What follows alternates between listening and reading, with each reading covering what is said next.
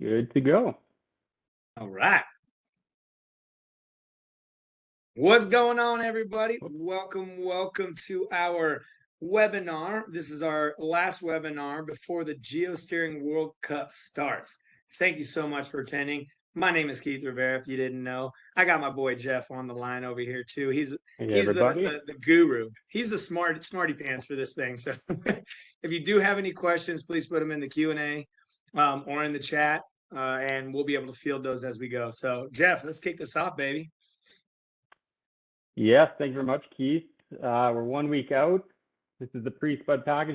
It was just released, I don't know, not even 2 hours ago. Yep. It's pretty fresh. We plan to just kind of go through it. We're going to show you the Geosteering World Cup trainer. Just make sure everyone's comfortable in that, because we know that the more time you spend in the trainer, the better off you are and the higher chance you have at winning, right?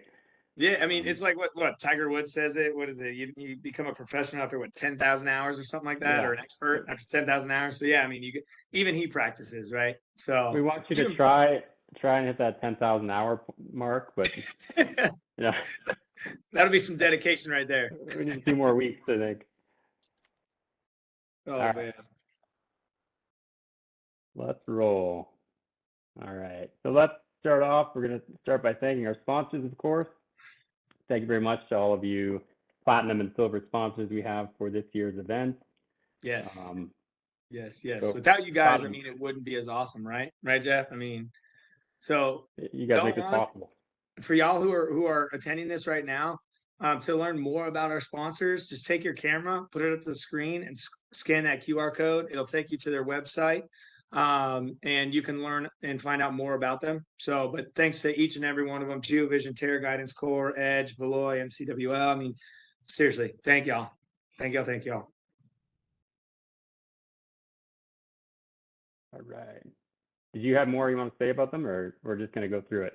I mean, nah, they're all right. No, actually, if you keep going, right, we can talk a little bit more about them, right? So, if you don't know anything about some of our sponsors, Core Geologic, they are essentially geologic consultants as well as geosteering, I would say, experts. So yeah, if you need any geosteering, you need some consulting in geology, reach out to these guys. They're awesome individuals. Pretty much all of our sponsors are awesome. So I'm going to sound like a broken record when I talk about them. And they all pretty much have expertise in the lower 48, right? So I would say, and some of them beyond too, but lower 48, all the basins across it. Yeah, you can reach out to any of them and they'll be able to help you out. But for core geologic, advanced geosteering, geoscience and drilling analytics, wellbore stability modeling, ROP optimization, you name it, they're there to help out. So reach out to them, man. If they're in your neck of the woods, reach out to them. And I think their email, sales@coregeologic.com, is at the bottom. So yeah, reach out to them. Next, guys, GeoVision.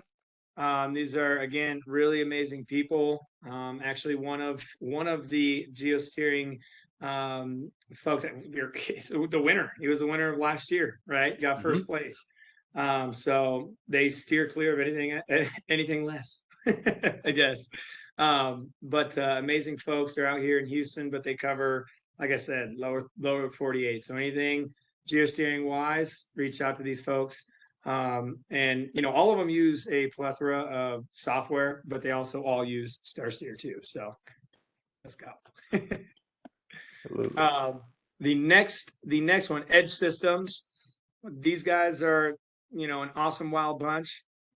They do everything from mud logging, remote services, geosteering, and geoscience work. So again, you need some help, they got you. Lower 48, they got you. And then Terra Guidance. Really sweet individuals. Really like these folks. Very knowledgeable. Again, lower 48, geosteering, mud logging, analytics, and you'll see some stuff from each one of our sponsors throughout the Geosteering World Cup. So I'll give you a little snippet to get to know them, right? But yeah, reach out to them. Like I said, if in your pre-spud packet, there are those QR codes. If you scan those, it'll take you to their websites where you can learn more about them, and then you can reach out to them if you need anything. So beautiful picture too. Yeah, that's a very pretty picture. All right, let's go over the schedule quickly. 10:30, it all kicks off the day of, so next Tuesday, the 20th. You want to get signed in around 10:30. Watch some of the pregame with aforementioned Terra Guidance. Yep. We'll do 5 minutes of rules walkthrough with our own Stephen Clark. If you're not logged in by then, you want to make sure you're logged in by 11 because we're going to start pushing that first stand at 11:15, and we'll be starting with the unconventional project. And actually, Jeff, let me if I can interject real quick. Right after the rules, right before, we will have a video of a breakdown of the unconventional play. Right, so it'll give you a little bit of idea of like the formation that that we're targeting. You know, the depths. What are the logs that you should expect? And you know, how many type wells, that kind of information, right? So please try to be there beforehand because it'll give you a little bit of information and insight on the actual play itself. And then I think, you know, I did a little pre-recorded interview with Eric. So he gives you a little snippets on, you know, what he thinks y'all might benefit from when it comes to drilling this unconventional well. And the same thing goes for the conventional thing. So, but I would try to be there just a little bit before this, not only see the rules, but you see that kind of breakdown of the unconventional play. So. Absolutely. And it's in addition to your pre-spud, which you already have now, right? It's just a little bit of extra information for you. It's just before you get started. So, all right. So that first project, that'll take somewhere between 40 and 45 minutes to steer the entire well to TD. At noon, we'll have the halftime show, panel session with Core. Keith, you'll having a little chat with them. Yeah, so we'll have a little discussion with Core, and then we'll follow it up with a panel discussion with some of our other sponsors, where we're going to be talking about advancements in technology and also the integration of cloud-based solutions, right? When it comes to geosteering and how that enhances, you know, the efficiencies and the operations as well as, you know, collaboration. So, you know, be ready for that. Yeah, it'll be fun. Be a good time. And then by 12:35, we'll want to be logged back into your conventional project. So conventional starts at 12:45. Again, this will take just over 40 minutes. And then we'll have the results in the end. Yeah, it's going to be awesome. And also, folks, for you who are chimed in right now, please, we have an Instagram filter. So please use it because we're actually giving out prizes for those who use it.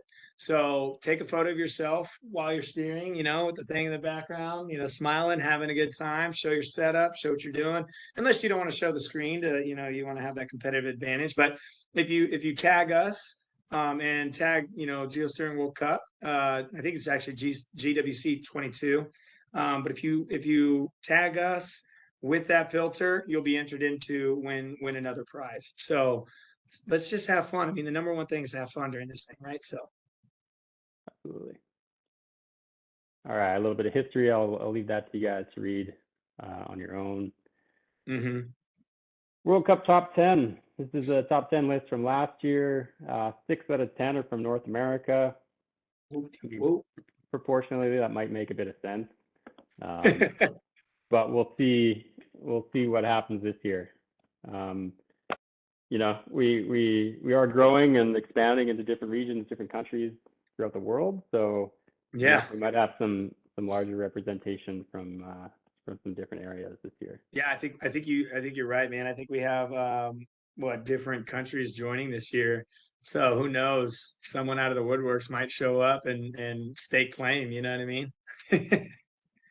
But, you know, I would say being first place, Sean Palmer's got a target on his back, right? I mean, when you're always the top dog, someone's trying to dethrone you. You know what I mean? So hopefully Sean's on his A game because I know there's going to be people that are going to be wanting to take that title and take that trophy away from him. You know what I mean? So we'll see what happens this year. It's going to be exciting. All right. So the World Cup Hall of Fame or Wall of Fame. There's GeoVision's own very own Sean Palmer. I heard he was signing autographs at Image. Yes, he was. He was at the Image booth. We actually have 2 of our own in here, right? You got Steven over there in 2018 when we did it as a group. And I was actually a part of this because I was working at Noble Energy at this time, and it was a whole table thing, and our table did not do well. And I think because we had no idea how, like, because we didn't use a trainer, we had no idea how this thing really worked. So we were trying to use it, and we just totally blew it. But we had fun nonetheless. Steven won, and then you have our very own Othman as well, who's at Roji, right? One of the tech analysts. So yeah, get up here, win, and get your name on the Hall of Fame, man.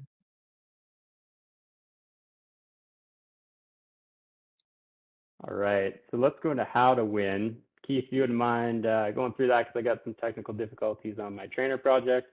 I'm just going to get that up and running here again. Yeah, definitely. Really, I mean, the key, I guess, in the equation of how to win is really a function of end zone percentage and ROP, right? Having the highest ROP. And so within your zone of interest, you will have a high ROP zone, right? And so if you stay in zone and you stay in that high ROP zone, you have high chances, right? One of the things that I think is different this year is that we've accounted for sliding. So if you make a lot of changes, that will slow down your ROP. But I think not only just the amount of changes, but the degree of changes. So if you have a high, ink change and you say it's like 3, 4, 5 degrees and you're trying to cut up because you landed low or something like that, you're going to be sliding a lot and the ROP is going to be low, right? And so I would say try to keep a smooth wellbore and just try to stay in zone. I think the ratios, it's written out here, 75% weighted for the end zone percentage and then 25% for ROP. So Jeff, did I cover that appropriately? Do I need to add? Do you need to add anything? Did I miss anything? I mean, the most important thing is number one, stay in zone, right? No matter what it takes, because obviously that is a greater weight to your score. Mm-hmm. But if you do have to slide, just try to do it as smooth as possible. Keep your slides to a minimum if you can, right? For the target line, we do have a max dog leg set. When you first get into your project, I think the conventional is around 13 degrees dog leg for landing, and then at some point when you're landed, we'll tell you to switch your max DLS into 5 degrees. So that's done in your target line format, and I can show that in just a second. So Nice. the unconventional project as well, you have 6 degrees to land and then only 2 degrees in the lateral. So good tidbit, Jeff. That's a very good tidbit. But it's like, Mel Gibson said in The Patriot, aim small, miss small. So let's go, baby. Have fun with it. And I'm just launching my trainer here again. And okay. We'll jump into that in just a second. Yeah, so like, we alluded to earlier, another way to win is to use the trainer. Practice, right? I think I in previous years I've seen people not do so well by not just understanding how the trainer works or the target line tool works. So if you know how that works and you practice using it, I think you'll be set up for success. So, and just have fun, right? When you have fun, it's like getting in the zone. Like sports, you get in the zone, you have a blast, you're there, you'll do well. Absolutely. Okay, almost ready. Starting to stream. What else do we have? Okay. Okay, let me bring it up. All right. Give me one. Drum roll, please.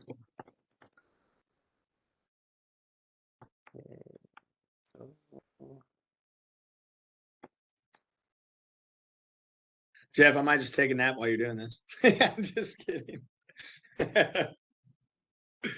All right, here's my trainer. All right, so you guys log into your trainer project. You might be anywhere. You might be right at the start or landing. You might be right in the middle. You might be near the end. But what happens is you let it run. It'll hit TD and then it'll reset itself back to the build or the landing portion. If you jump in and you'd like to start from the beginning, you can come up here to the Python tab and just hit the Start Try Again button. And that's just going to wipe everything back to the start, right? So you can practice your landing. If you mess up, you can just go back here, click this button again, and try again, right? And at that point, I think I have it set up for, I believe it's every 1 minute data pushes, and we're pushing quite a bit of data so that, you know, it doesn't take you all day to get through this well. I think we have it set up for just over 20 minutes. Right, so if it's too fast for you, just go back, try again. I mean, the idea is to get used to the target line functionality, you know, and manipulating your segments if you're not already used to that. But for you power users, I'm sure you'll have no problem. So Jeff, you Yeah, mentioned on the trainer it's every minute. When it comes to the event, is it like 2 minutes or the event, yeah, two? yeah, you get 2 full minutes in the event. I know in the years past, some people have actually set their alarms on their phones, right? So you might actually want to set it for something like 1.5 minutes, just so you know that that next data push is coming, and set that target line out where you think you want your well to go, right? Perfect. So here I am. I've just landed. I want to be in geosteering mode. I like to have hide after here. And for those of you who don't know, if I'm active on this red segment, I don't want to see the gamma after, right? So I like to turn it off.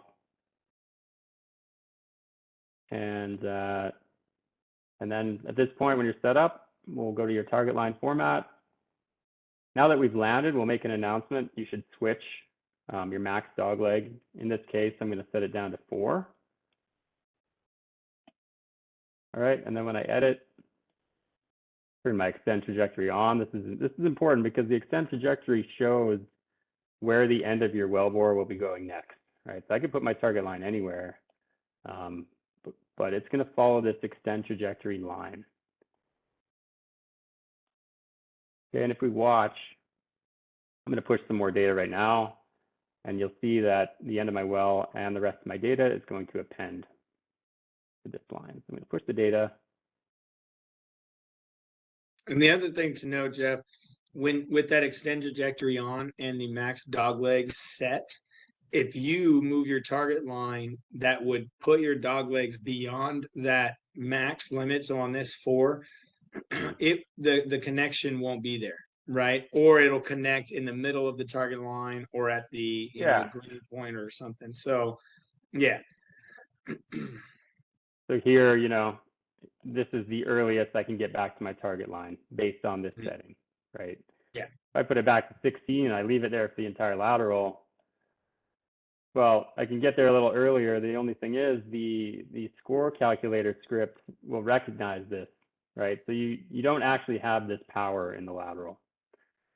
Okay, so just for your own sake and your own, you know, just so that things are projected accurately, we'll be reminding you in the competition to set it down to something more reasonable in the lateral.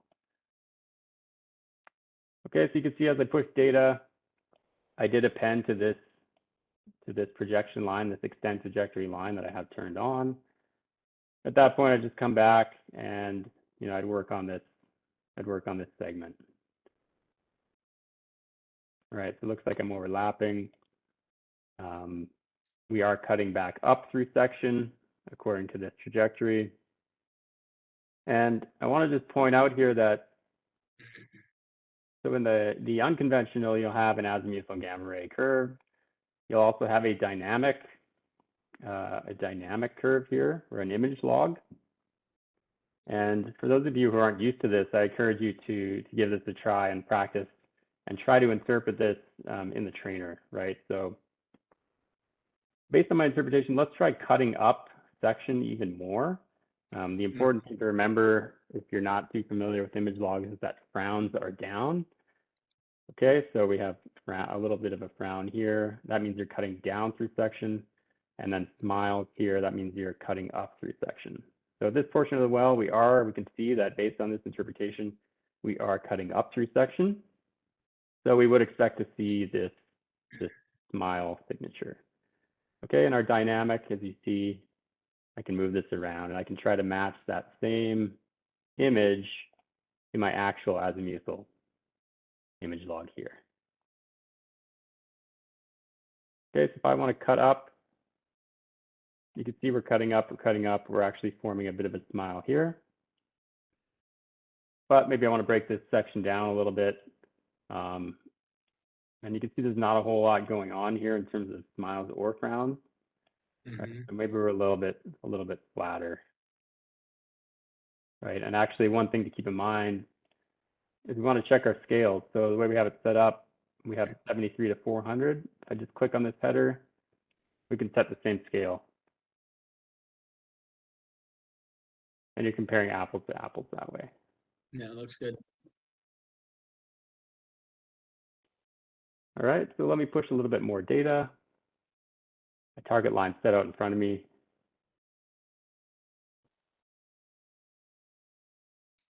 Cutting up. Let's go. We'll wait for this update.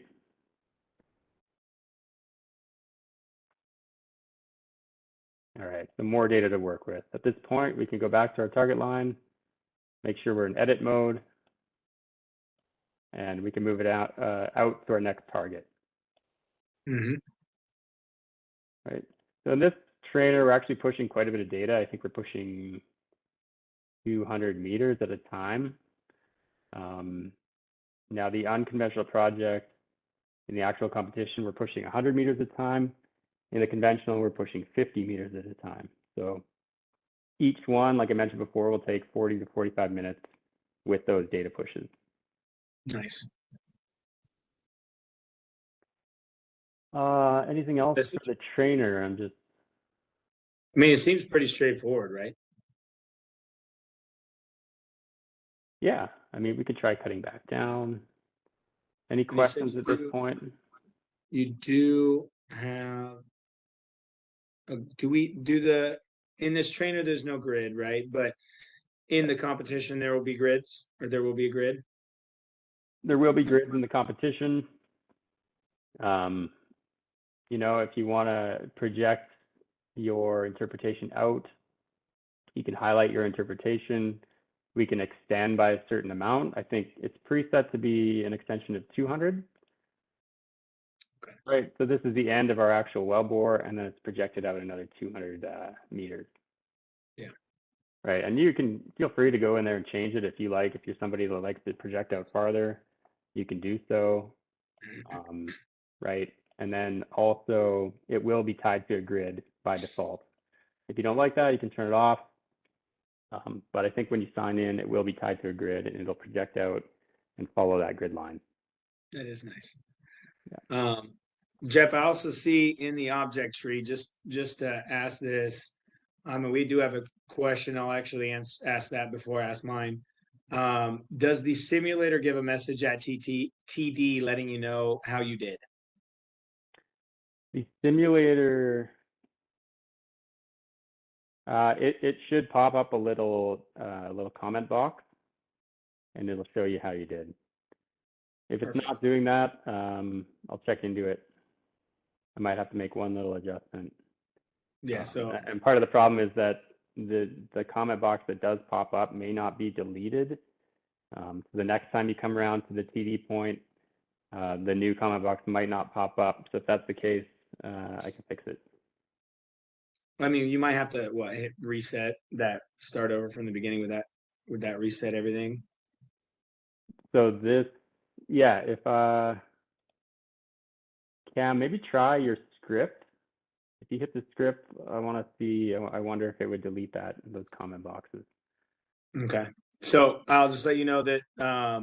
So Cam, thanks for these questions and appreciate the feedback. So they said he has run it multiple times and it just starts over without seeing that message. So just take a look at that, Jeff, see what's going on, just to double check. You can also come. I think it should say GWC comments. You can just go in your object tree, delete it, and then the next time you hit TDL, it should pop up for you and you can read it. Cool. Now I see in the simulator, and you might hate me for asking this, but the seismic is grayed out. Is there seismic, or will they have seismic on? There's no seismic in the trainer. There's no seismic in the unconventional. There is a seismic image in the conventional project, but cool. We'll go over that when we flip back to the pre-spud here. Yeah, perfect. Yeah, if there's no more questions on the trainer, we can jump back over the pre-spud. I do not see any questions. I mean, I think it's pretty straightforward. But yeah, I mean, feel free to reach out too if you have any questions. Yeah, we can get it figured out. Yeah, let's hop back to the pre-spud. All right. Let me I'm just gonna put this trainer back on auto. All right, there we go. All right.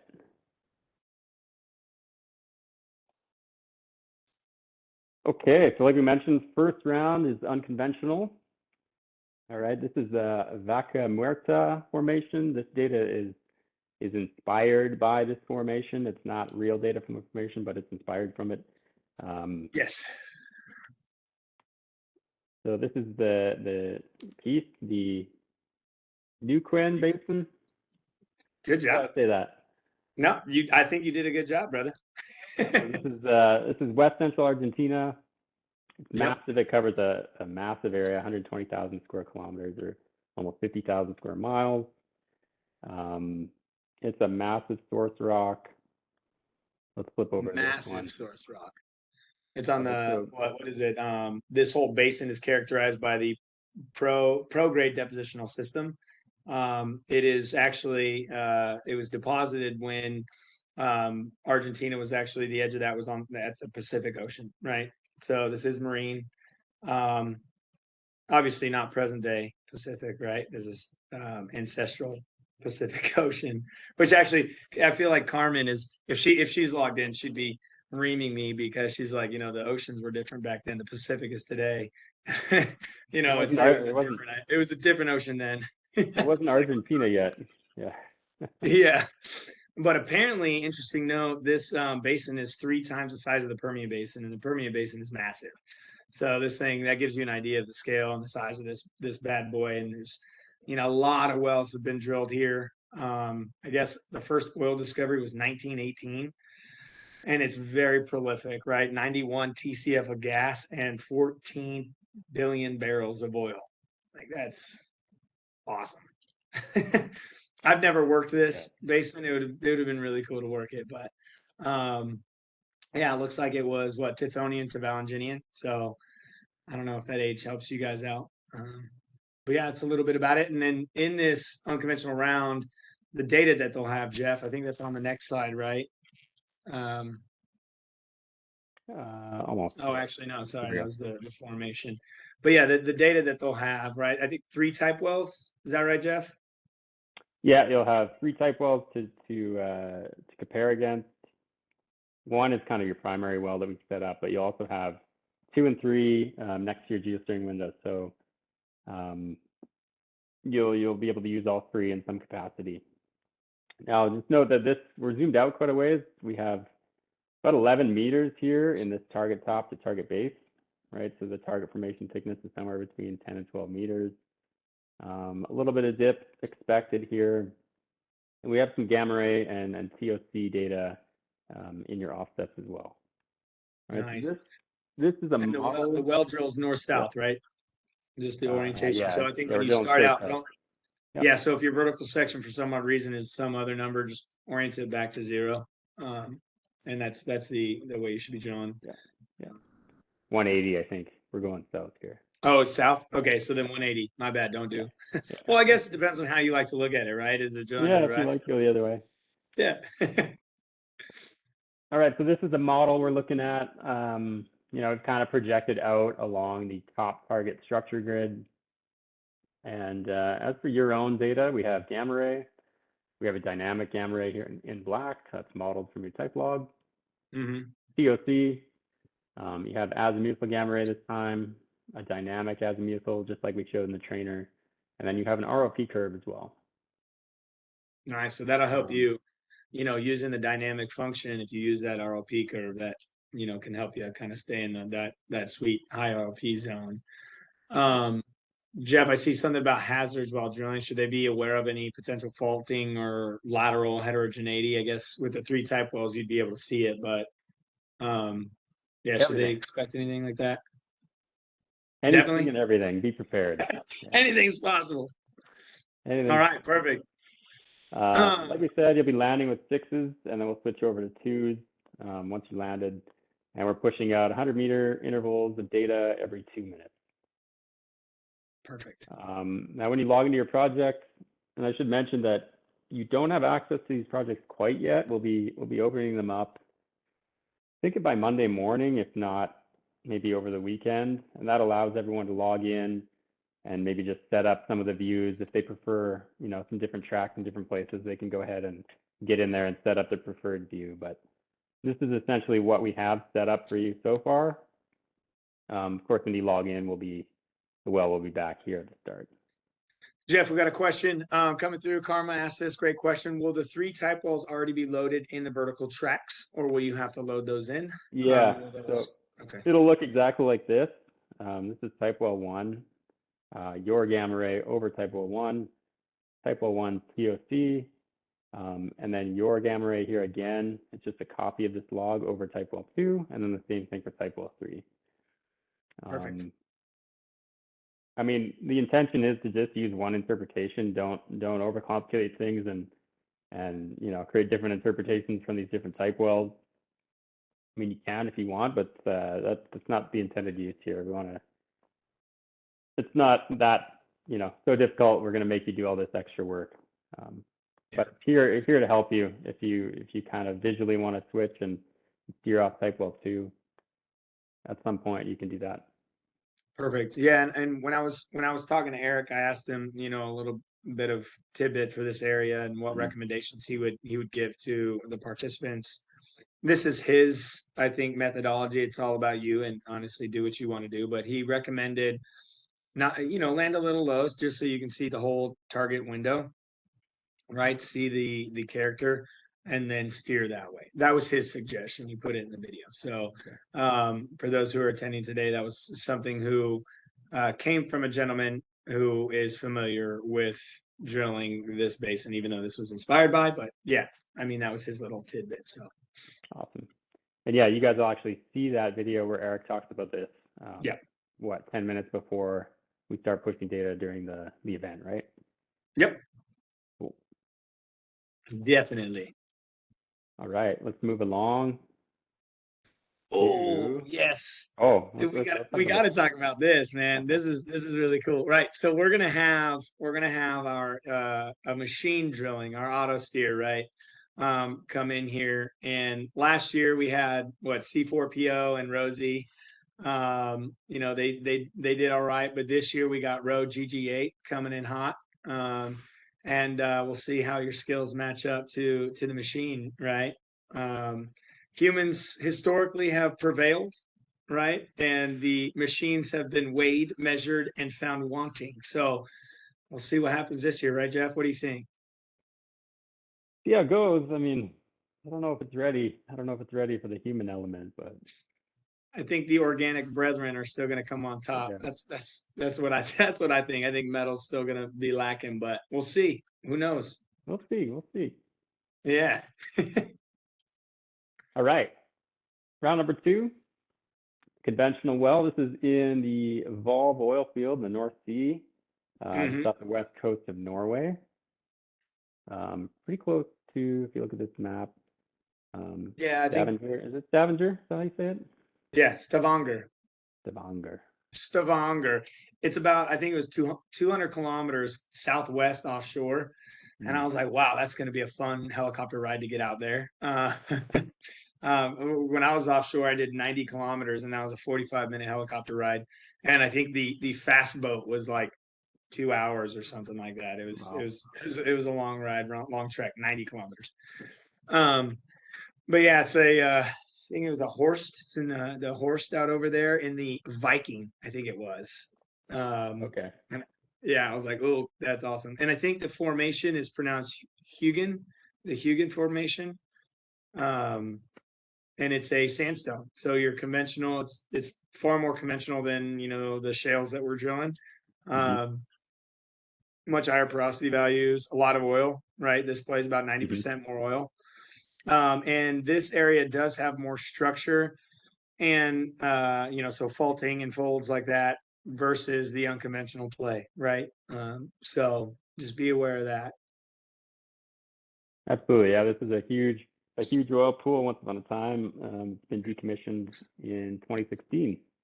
Mhm. Sounds like they pretty much got it all, so they shut her down. You know, All I right. just think they haven't found the right spots. I'm just kidding. Speaking like a true explorationist, no, there's oil out there. There's oil in them Nar Hills. Oh yeah. All right. So this is the setup for the conventional project. You're just gonna have one type well this time with some different data, right? So we're drilling straight east. We're targeting sandstone.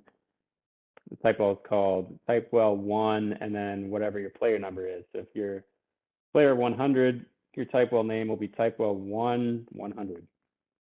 Nice. Right. In terms of your offset data, we have gamma ray, we have resistivity, we have bulk density, neutron porosity, top sets, and then a seismic image to help you out as well. Yep. We have the upper And Huggins structure grid to follow along with. And then our formation, like you said, there's quite a bit of structure in this area, so our formation dip is variable, Mhm. 6-degree range here. But pretty thick, 18-meter target formation thickness, and we have about just over 1,100 meters to drill. Nice. Nice. So here's an example of what your project will look like when you log into the conventional project. We have tracks set up for you. We're landing with 13s this time, and then we're switching over to 5s in the lateral, 50-meter data pushes every 2 minutes.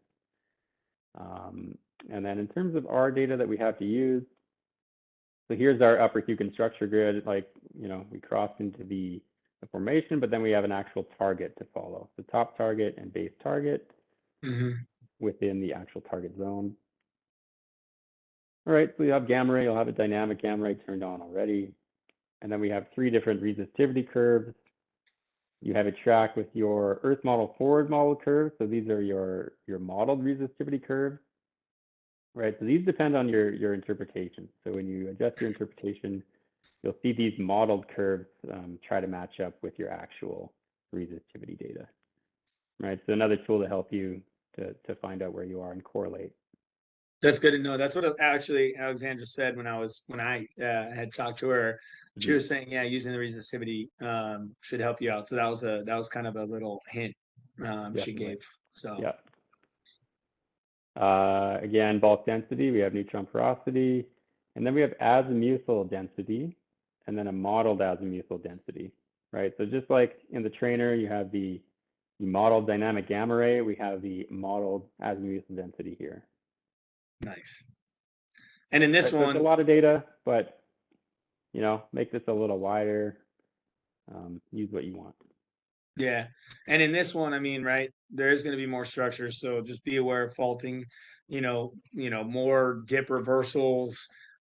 This is not a cheat sheet. This is kind of an example, right? So there will be some faulting folds, stuff like that. So just be ready for that, right? And I think you said, yeah, 5s. Was it 5 degrees? Yeah, for the horizontal. Okay, perfect. So yeah, be ready. Yeah, over here in the verticals, we have our gamma ray, our type well gamma, your well's bulk density and neutron porosity, and then the offsets, bulk density and neutron porosity. So we split them up here just because it gets busy, but I mean, feel free to move these curves over if you'd like to compare them overlapping. And then again, your resistivity on top of the type well resistivity. And finally, the backdrop image of your seismic, right? So you guys watch these seismic surfaces. I think that's going to help you as well. Yeah. So And the seismic will be already preset and geo-referenced for you, so you shouldn't have to do that. In this one, it's not like a 3-dimensional cube that you have. It's going to be a seismic image, but it should already be, set up for you and ready to go. So yep, yeah, this image is already turned on. It's fully visible when you guys sign in. yeah.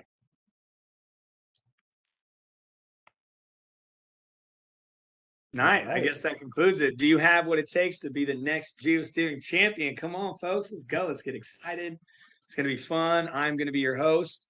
Jeff's going to be doing a lot of the behind the scenes technical stuff. So yeah, let's have a blast. I will be having a co-host for the live show. Stephen Frazier from Geo Southern. He's going to be there with me. It's going to be a good time. So yeah, tell your friends, tell your colleagues, tune in if they're not steering, and even if you are steering, tune on in. Right, it'll be a good time. So Yeah, that's a good point. We're streaming this live on YouTube this year, just like we did last year. You know, send that link to your friends or colleagues. They can check it out while you're steering. Also, at the same time, you can have that on in the background while you're steering, right? And you can kind of listen to some of the commentary. We'll have some dashboards up. You know, live stats as you drill. We have live stats of ROP and in zone percentage and a total score. So yep, you can have that up. You can check over there, see how you're doing in real time. it'll be like one of the golf tournaments, right? You'll see your name rise, go down, go up, Yeah. climbing the ranks. It'll be kind of fun, man. It'll be cool. And you know, there are prizes, like I mentioned. So please do not forget to, while you're steering, or even while you're tuning in, you know, take a photo of yourself using our filter and tag us. I think it's GWC 2022, and then I think it's, or actually it's GWC 22, and I think it's Roji. Ooh, I'm failing you on this tagging. 100%. I'll note it when we're going live, and you'll remember. It'll be out Please there. tag Yeah, us. it'll be out there. Yeah, take it, Yeah. tag us. There'll be prizes for that, but then the prizes for the winners of this in the regions will get a drone, right? Is that right, Jeff? Yeah. Yeah. Regional winners and overall winners get the drone. It's a sweet drone. And if you've seen those drones, man, they are awesome. They are really cool. So I think, Jeff, that's it, right, man? Very cool. Yeah. I mean, if there's no other questions on, you know, either of the projects or the trainer, yeah, that's probably it. But feel free to give us a shout or an email. We happy to answer any questions. Yep. And we'll stay on for a little bit longer if you guys have any questions. But yeah, thanks for tuning in. Good luck. And most importantly, just have fun. Right? Enjoy it. We're excited. Y'all are welcome. Right. Jeff, I don't know if you see the chat, but people are saying thank you. So Yep. thank you, and you are welcome. Thanks for coming. Good stuff, Jeff. Good stuff. Neato, gang.